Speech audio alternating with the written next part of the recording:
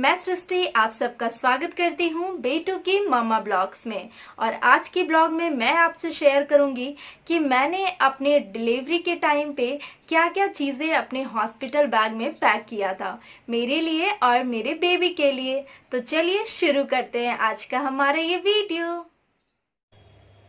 तो मेरी डिलीवरी तो विंटर सीजन के टाइम पे हुई थी, इसलिए मैंने ये सारी चीज़ें अपने हॉस्पिटल बैग में पैक किया था। तो चलिए देखते हैं क्या क्या है मम्मी के लिए और क्या क्या है बेबी के लिए। और सबसे पहले हमें हमारे हॉस्पिटल बैग में पैक करना है हमारा डॉक्यूमेंट्स, यानी जो भी हमारी पूरी प्रेगनेंसी का डॉक्यूमेंट्स है, या तो अल्ट्रासाउंड रिपोर्ट्स हो या तो हीमोग्लोबिन रिपोर्ट्स हो, जितने भी रिपोर्ट्स है सबको फाइल में अरेंज करके आपको अच्छे से पैक कर लेना है, क्योंकि ये डिलीवरी के टाइम बहुत जरूरी चीज होती है और सबसे पहले आपको आपके डॉक्यूमेंट्स ही मांगे जाएंगे। तो अब बात करते हैं हमारे मोबाइल फोन और चार्जर के बारे में। मोबाइल और फोन और चार्जर बहुत ज्यादा इंपॉर्टेंट होता है, इसलिए आप उसको पैक करना बिल्कुल नहीं भूलें। तो चलिए हम देखते हैं कि हमारी मम्मी के लिए हम क्या पैक करेंगे जो उन्हें डिलीवरी के बाद हॉस्पिटल में काम आए। तो सबसे पहले हम देखते हैं सबसे इम्पॉर्टेंट चीज, यानी कि सैनिटरी पैड। सैनिटरी पैड इतनी ज्यादा इम्पॉर्टेंट होती है स्पेशली डिलीवरी के बाद, क्योंकि डिलीवरी के बाद या तो नॉर्मल डिलीवरी हो या तो सी सेक्शन डिलीवरी हो, बहुत ज्यादा ब्लीडिंग होती है। और इतनी ज्यादा ब्लीडिंग होती है कि आपको एक लॉन्ग लास्टिंग पैड की बहुत ज्यादा जरूरत पड़ती है।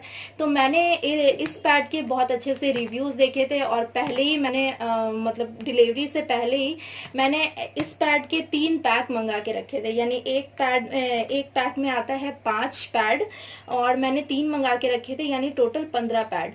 और ये मेरी पूरी डिलीवरी टाइम के लिए, यानी डिलीवरी टाइम के बाद जो टाइम था, यानी रिकवरी पीरियड जो था, कम से कम 10 से 15 दिन जो ज्यादा रिकवरी पीरियड होता है, यानी 10 से 15 दिन आपको बहुत ज्यादा ब्लीडिंग होती है, तो उसमें ये पैड मेरे लिए तो बेस्ट है। इसलिए आप इस पर इन्वेस्ट जरूर करें। आपको वैसे हॉस्पिटल भी प्रोवाइड करेगी पैड, लेकिन बेस्ट यही होगा कि आप अपना पैड पहले से लेके जाएं और आप चेक लिस्ट कर ले कि आपको कौन सी पैड बेस्ट लगती है। मेरे लिए तो ये पैड बेस्ट है, क्योंकि मैंने इसे पर्सनली यूज किया है। ये बहुत लॉन्ग लास्टिंग है और एटलीस्ट 8 to 10 आवर्स ये पैड आपको इजिली अच्छे से चल जाएगा। और 8 to 10 आवर्स के बाद आपको वैसे भी पैड चेंज करनी चाहिए, इसलिए अगर 8 to 10 आवर्स के बाद भी ये फुल ना हो तो आप पैड जरूर चेंज करें। दूसरी चीज है कॉटन क्लोथ्स, यानी या तो विंटर सीजन का टाइम हो या तो फिर समर सीजन का टाइम हो, आपको सी सेक्शन डिलीवरी हो या नॉर्मल डिलीवरी हो, दोनों के लिए कंफर्टेबल क्लोथ्स की बहुत ज्यादा जरूरत पड़ती है। तो हम कुछ कंफर्टेबल क्लोथ्स लेंगे, यानी कुछ नाइटीज लेंगे हम, जो कि बहुत ज्यादा कंफर्टेबल होनी चाहिए और आगे से बटन होना, यानी फ्रंट साइड में बटन होना चाहिए, जो कि डिलीवरी के बाद बेबी को फीड कराने में ईजी हो सके।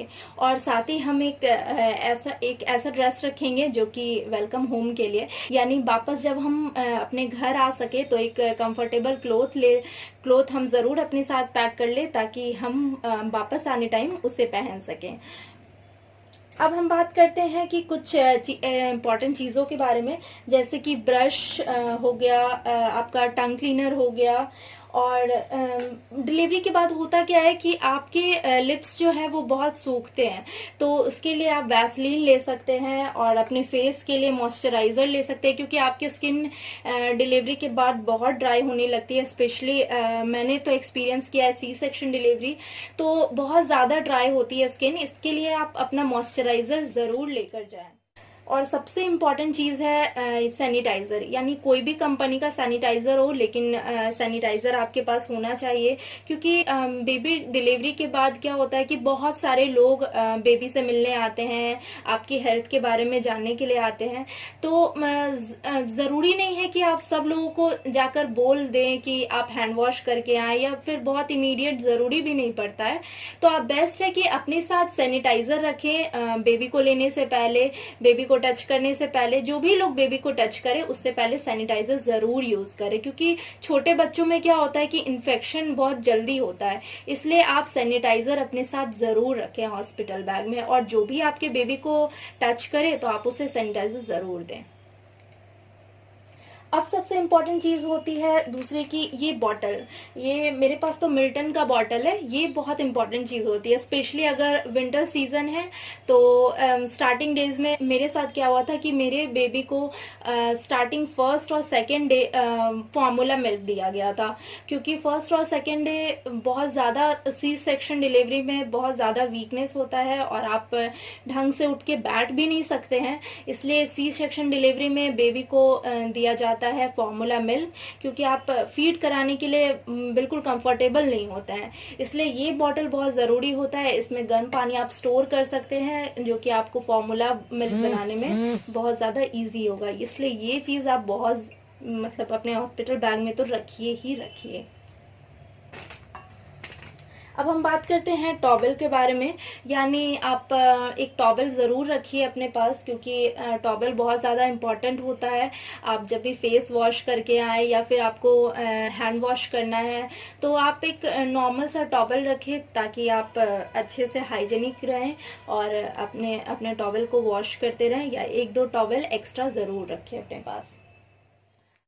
तो अब हम बात करेंगे कि हमारे बेबी के लिए हमें हॉस्पिटल बैग में क्या क्या रखना है। तो ये है सबसे पहले विंटर क्लोथ्स बेबी के लिए। और विंटर क्लोथ्स में आप सबसे पहले बेबी के लिए बॉडी वार्मर ज़रूर रखें। ये बॉडी केयर का बॉडी वार्मर है और बहुत ही ज़्यादा कंफर्टेबल है बेबी के लिए, बहुत सॉफ्ट है और बहुत ज़्यादा गर्म करता है। तो इसके ऊपर अगर आप कॉटन क्लोथ्स भी पहना देंगे बॉडी वार्मर के ऊपर तो बेबी बहुत कंफर्ट फील करेगा और उसे ठंडी भी नहीं लगेगी, और अच्छे से ब्लैंकेट से उसे कवर कर देंगे। तो इसलिए आप बॉडी वार्मर ज़रूर लीजिए। दूसरे आप 2-3 क्लोथ्स ले सकते हैं उसके, क्योंकि बेबी के क्लोथ्स जो भी होते हैं तो कहा जाता है ऐसा कि आपको पुराने क्लोथ्स ही पहनाने हैं, क्योंकि पुराने क्लोथ्स क्या होते हैं कि पहनते पहनते बहुत ज़्यादा सॉफ्ट हो गए रहते हैं। इसलिए आप नए क्लोथ्स भी अगर ले रहे हैं तो आप कम से कम उसे 4 से 5 बार ज़रूर वॉश कीजिए, हो सके तो डिटॉल में वॉश करके उसे धूप में ज़रूर सुखा लीजिए। तो ये 2-3 क्लोथ्स हैं, ये मैंने रॉम्पर्स लिया था, ये बहुत ही ज़्यादा इजी होता है पहनाने में बेबी को। इधर से आप ये बटन है, इधर से आप इजीली बेबी को पहना सकते हैं और बेबी को भी ये बहुत कंफर्ट फील होगा। ये मैंने फर्स्ट ट्राई से लिया था, आप कोई भी नॉर्मल सा स्टोर में जाके ले सकते हैं। लेकिन हाँ, बच्चे की चीज़ें जो होती है वो सॉफ्ट होनी चाहिए और बच्चे को कंफर्टेबल हो, इसलिए आप बच्चे की चीज़ें खरीदने में बिल्कुल कॉम्प्रोमाइज़ बिल्कुल ना करें। तो ये कुछ क्लोथ्स हैं जो मैंने बेबी के लिए अपने हॉस्पिटल बैग में पैक किए थे। ये है नैपकिन्स, यानी बच्चे के लिए सॉफ्ट हैंकरचीफ्स जो होते हैं, यानी कि रुमाल। तो कुछ सॉफ्ट हैंकीज आप ले लें, क्योंकि बेबी फीड करता है या फिर कोई भी फीड करने टाइम दूध बाहर निकालता है, तो वो सब आप पोंछने में ये बहुत काम आएगा। मेरा बेबी अभी भी इसे यूज़ करता है। और कुछ मिटन्स और कुछ सॉक्स आप ले सकते हैं, ऐसे टाइप के सॉक्स ले सकते हैं, ये न्यूबॉर्न के सॉक्स हैं, इस टाइप के सॉक्स ले सकते हैं आप। ये मिटन्स ले सकते हैं, क्योंकि बेबी के नेल्स जो हैं वो बहुत थोड़े बड़े बड़े होते हैं। जब बेबी दुनिया में आता है तो उसके नेल्स बहुत बड़े बड़े रहते हैं, तो वो शायद अपनी ही फेस को नोच ले, इसलिए आप मिटन्स ज़रूर पहनाएं। और स्पेशली विंटर में तो आपको मिटन्स पहनाना ही पहनाना है। फिर वो ये कॉटन नैपीज हो गए, ये कॉटन नैपीज भी आप बेबी को पहना सकते हैं अगर कंफर्टेबल हो तो। मैंने अपने बेबी को कॉटन नैपीज ही पहनाया था फर्स्ट 15 डेज, लेकिन फिर भी आप इमरजेंसी के लिए आप डायपर रख सकते हैं। इमरजेंसी के लिए आपको डायपर रखना चाहिए, क्योंकि आपके बेबी को जिस चीज़ में भी कंफर्ट फील हो आप वो चीज़ ज़रूर यूज़ करें। मैंने अपने बेबीज़ के लिए कॉटन नैपीज ही यूज़ किए थे। साथ ही आप बेबी के लिए स्पेशली विंटर के सीजन के टाइम पे आप बेबी के लिए ब्लैंकेट ज़रूर रखें। ये कुछ स्वेडलर्स हैं जो मैंने परचेज किए थे नॉर्मल स्टोर से। तो ये कुछ स्वेडलर्स हैं, ये इधर बेबी का आप सिर रख सकते हैं और इधर बेबी को ऐसे कवर कर सकते हैं, स्वेडल कर सकते हैं। ये नॉर्मल सा है, इसको आप मतलब ऑल सीजन यूजेबल है, मतलब कि आप विंटर में भी यूज कर सकते हैं, आप समर में भी यूज कर सकते हैं। मैं अभी भी समर के टाइम पे भी अपने बेबी को कभी कभी स्वेडल करने के लिए ये वाले यूज करती हूँ। बाकी आप उलन के विंटर स्वेडलर्स जरूर लें, ये मैंने कुछ विंटर स्वेडलर्स लिए थे। ये भी कुछ ऐसा ही है, जैसे बेबी को इसमें पैक कर लिया, इसमें बेबी को पैक कर लिया, इधर से स्वेडर कर लिया।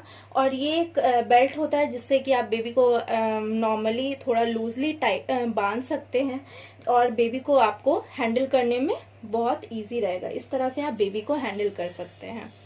इस टाइप का ये स्वेडलर है और एक ये स्वेडलर है, इसमें भी आप बेबी को अच्छे से हैंडल कर सकते हैं। इस तरह से अंदर बेबी को डाल के इधर सर बेबी का रख सकते हैं और इस तरह से बेबी को हैंडल कर सकते हैं। ये विंटर के टाइम पे बहुत कंफर्ट रहता है और साथ में बहुत ये उलन का है तो ये बहुत कंफर्ट भी फील कराता है और बेबी को गर्म भी रखता है। और लास्टली हम बात करेंगे बेबी के वाइप्स के बारे में। यानी बेबी का वाइप्स आप ज़रूर रखें, क्योंकि पॉटी करने के टाइम, बेबी का पी करने के टाइम आपको वाइप्स बहुत ज़्यादा ज़रूरत पड़ती है, स्पेशली विंटर सीजन के टाइम पे। क्योंकि ज़रूरी नहीं है बेबी जो होता है, न्यू बॉर्न बेबी जो होते हैं वो बहुत जल्दी जल्दी पी करते हैं, बहुत जल्दी जल्दी पॉटी करते हैं, तो ये बेबी वाइप्स जो होता है वो बहुत ज़्यादा ज़रूरी होता है। उस टाइम मैंने हिमालय का मंगवाया था, लेकिन अभी फ़िलहाल मैं बेबी हग का यूज़ कर रही हूँ, बहुत अच्छा वाइप्स है। बेबी हग का यूज करें इसलिए मैंने बेबी हग का दिखाया। साथ में ही आप एक कटोरी और एक चम्मच जरूर रखें, क्योंकि ये कभी कभी क्या होता है कि बेबी न्यू बॉर्न जो बेबी होता है वो लैच करना अच्छे से नहीं सीख पाते, यानी निप्पल को वो अच्छे से लैच नहीं कर पाता है। तो इसके लिए क्या होता है, कटोरी और चम्मच जरूर रखें ताकि आप ब्रेस्ट पंप से अपने मिल्क को इस कटोरी में निकाल सकें और बेबी को थोड़ा थोड़ा करके चम्मच से आप पिला सकें। तो मेरी डिलीवरी तो विंटर सीजन के टाइम पे हुई थी, लेकिन अगर आपकी डिलीवरी समर सीजन के टाइम पे होने वाली है तो आपको टेंशन लेने की बिल्कुल ज़रूरत नहीं है। आपको वही सारी चीज़ें लेनी है जो मैंने बताई है, लेकिन बस अपने विंटर क्लोथ्स को समर क्लोथ्स के साथ एक्सचेंज कर दीजिएगा। यानी विंटर क्लोथ्स के जगह पे आपको कॉटन क्लोथ्स अपने लिए रखने हैं और बेबी के लिए भी रखने हैं। और दूसरी इंपॉर्टेंट चीज़ ये है कि अगर डिसाइडेड है कि आपकी सी सेक्शन डिलीवरी होने वाली है तो आपको समर सीजन हो या विंटर सीजन हो एक ब्लैंकेट जरूर रखना है, क्योंकि ऑपरेशन के बाद आपको बहुत जोर की ठंड लगने वाली है, जिसके लिए आपको ब्लैंकेट की बहुत ज़रूरत पड़ेगी। इसलिए आप अपने साथ ब्लैंकेट लेना बिल्कुल नहीं भूलें। तो आज का हमारा वीडियो यहीं पर ख़त्म होता है। अगली वीडियो में मैं आपसे फिर मिलूंगी एक नए टॉपिक के साथ। तब तक के लिए आप मेरे वीडियो को लाइक कीजिए, शेयर कीजिए और आपको वीडियो कैसा लगा मुझे कमेंट बॉक्स में ज़रूर बताइए। और मेरे चैनल को सब्सक्राइब करना बिल्कुल मत भूलिएगा। और हाँ, बेल आइकन को प्रेस कर दीजिएगा। आप लोग बेल आइकन को प्रेस नहीं करते, बेल आइकन को प्रेस कर दीजिएगा ताकि आपको मेरे वीडियोस के नोटिफिकेशन सबसे पहले मिले। Bye bye.